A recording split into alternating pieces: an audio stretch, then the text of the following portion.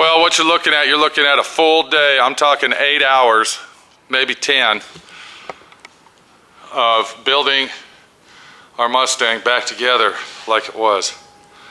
Now, we saw the whole trip, we saw the whole job, going through it and seeing what it takes to do this.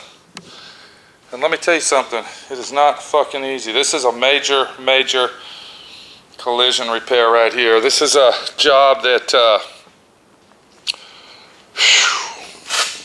you gotta have a little bit of experience to do. Welcome to D.I.Y. Automotive School with my friend Pete and Minnie, the body shop girl. It's everything you need to know about cars and more.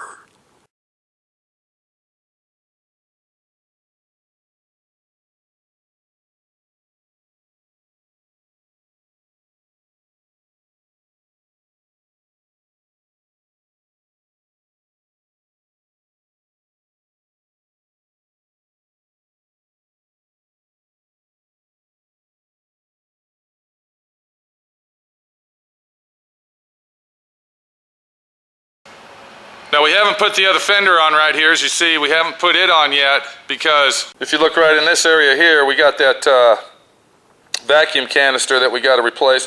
That little vacuum canister right there, being a 95 like it is, it's pretty much obsolete. The dealership I called actually had one, and it's $172 for that little fucking thing right there.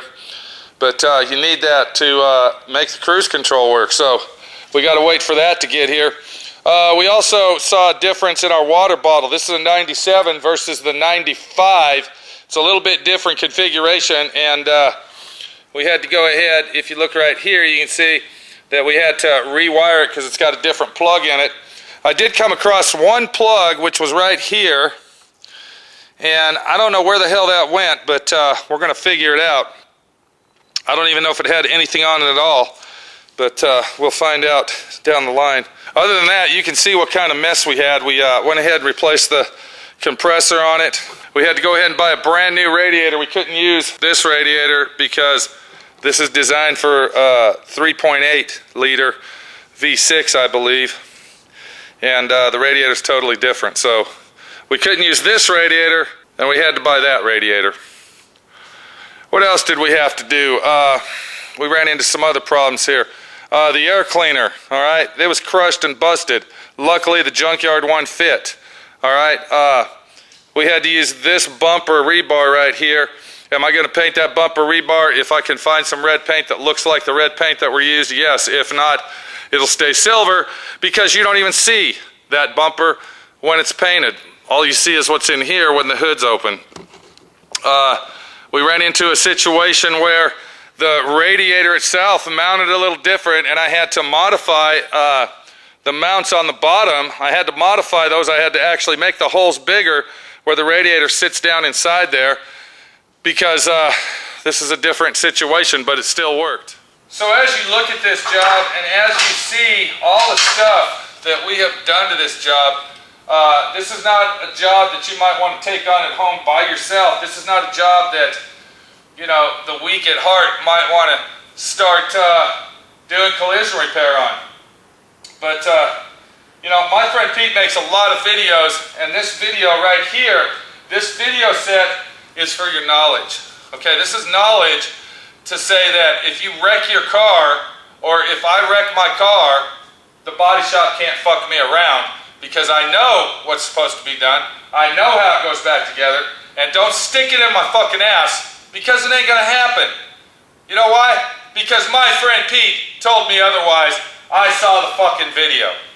Would I fix this fucking car? Would I have fixed this car with the damage that was on it? If I did not do paint and body work, would I have taken my money and invested in this car? Yes, I would have invested in this car for several reasons. Due to the fact that this is a car that is a one-owner vehicle. It was handed down from grandma to grandson. It's got 30,000 miles on it. It's a convertible to boot.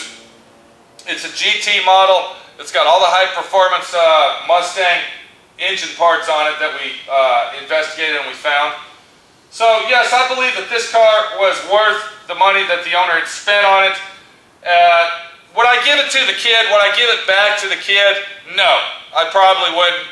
What I would do is I would go ahead and buy him a cheap, inexpensive, like let's say a Kia or a Hyundai. Let him get used to that. You know, buy him a $1,000 car, park this back in the garage. When he shows that he's responsible and he knows what's going on, then give him the 5.0 Mustang. But to me, these are a motherfucking death traps for kids, especially being a convertible that it is. This is a death trap. It got hit right here in this area. The wheel is what saved this car from being totaled out completely. If it would have got hit over here in the door area, for instance, we wouldn't have been able to save it. If it would have got hit in the door, way over here, we wouldn't have been able to save the owner of the car that was driving it, because he would probably still be in the hospital recuperating from the fucking wreck that he got into. So God was on this guy's side when he got in a wreck. Let's hope that this wreck, okay, he hasn't even came down and looked at the vehicle, but let's hope that, you know, the kid, you know, wises up and gets his head out of his fucking ass. You see what I'm saying? Gets his head out of his ass and realizes that this is a real fucking car with real people on the road, driving real cars that can wreck and kill you.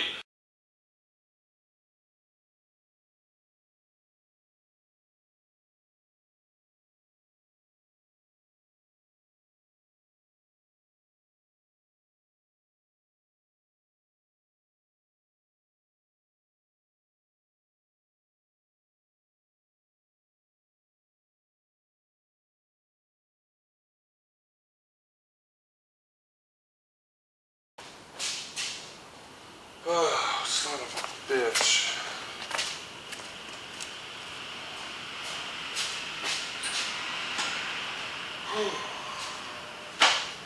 Well, bright and early in the fucking morning. Well, it's time to see if this thing's gonna run. Let's see if we got all our wire harness hooked up properly. And we just got done charging the battery up. Of course, the battery was dead. So let's get this baby cleared off a little bit. This place is a fucking mess. Doing a job like this requires a mess. You're gonna make a fucking mess. So let me turn the key off. Put it in park.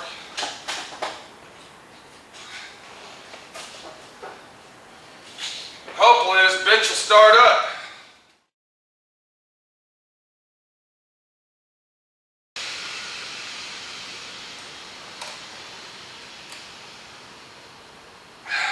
All right, here we go.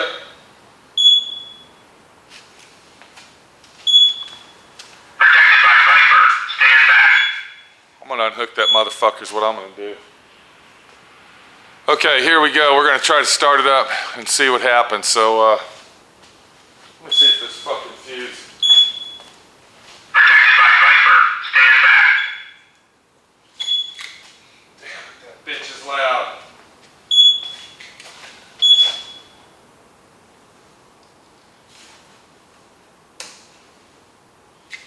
There. Protected by Viper. Stand back. Fuck ass. Protected by Viper. Stand back. Damn it, bitch. Alright, let's try to start it and see what happens. Protected by Viper. Stand back. Protected by Viper. Stand back. Will you Protected by shut Viper. up? Stand back. Protected by Viper. Stand back. God, what Protected by Viper. Stand back. Protected by Viper. Stand back. I gotta turn this fucking alarm off. Viper. Stand back. Viper. Stand back. Protected by Viper. Stand back. Protected by Viper. Stand back. Protected by Viper. Stand back. I gotta take care of this fucking bitch right now. There's your fucking Viper, bitch.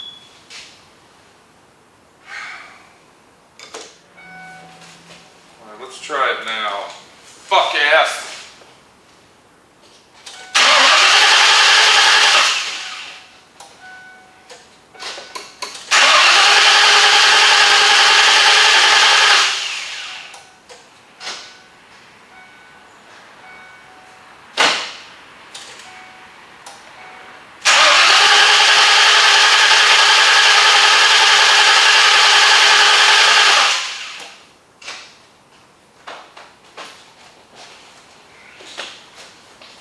we still got something fucked up on it. Fucking bitch. Huh. Well, we got some situation. I'm sure there's a relay switch inside the car somewhere. We got to find out where it's at. A lot of these cars, when they get wrecked real hard, there's a switch inside the vehicle somewhere that resets the motor. It stops the fuel pump from pumping fuel, and that's probably what the problem is. I just got to find out where it's at. But we'll be back and hopefully have this thing running. So there's got to be a relay switch or a safety switch somewhere in the vehicle that when it gets hit hard like that, it automatically shuts the fuel pump down so the car won't run anymore. I got to find it. When I do, I'm going to show you where it's at, and then we'll both know, or all of us. Even the fucking Viper guy will know where it's at.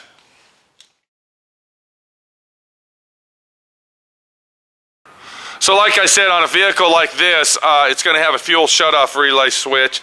Now, it's usually in the trunk over by, of course, the fuel tank, which would be in the back here. And if we look down inside here, you can see the switch itself.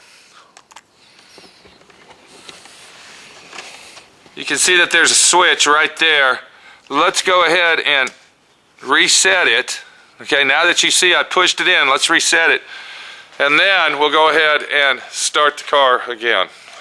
So let's see if the car will start now that we reset the safety switch. And that's very important when you get hit in a very hard collision such as this.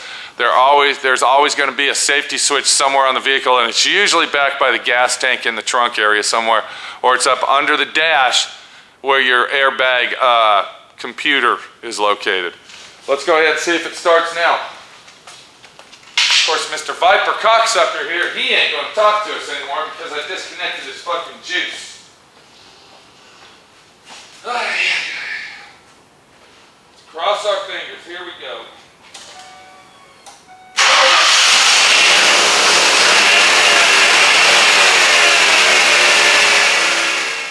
We found out how to wreck your car, make U-turns in school zones. We found that out. We found out that a hard-hit collision such as this is a major, major fucking repair. We also found out that repairing a vehicle such as this requires help from outside vendors such as the frame machine shop. I have a frame machine, but it wasn't big enough and strong enough to make sure that this was precisely pulled over.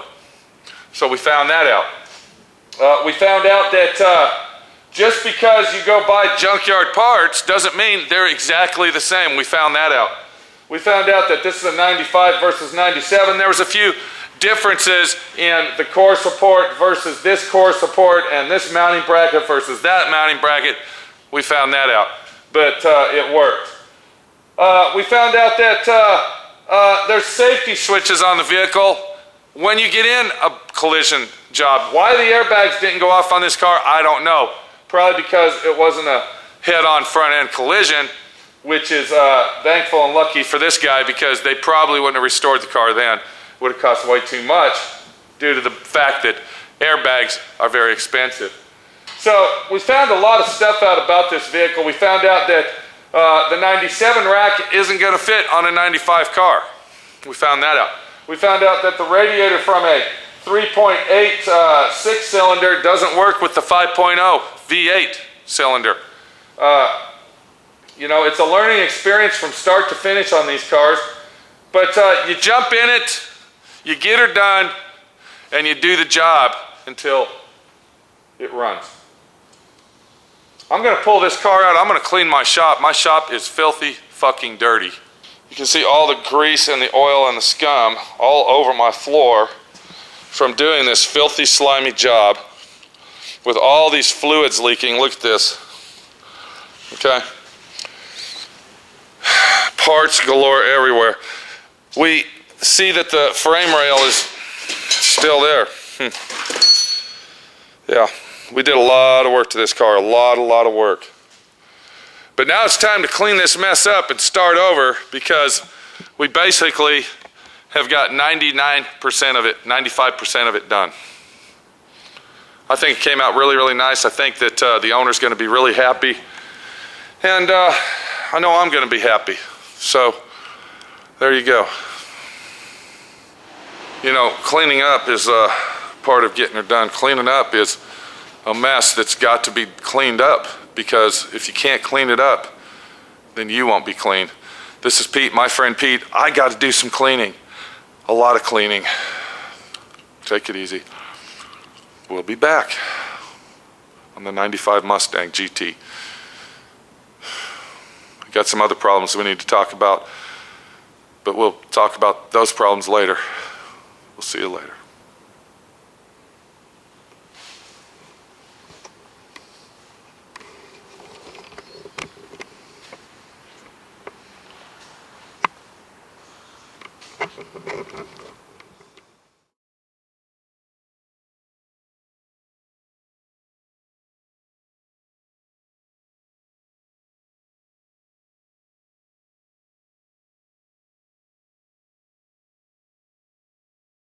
Thanks for watching D.I.Y. Automotive School. Classes don't stop till you know everything.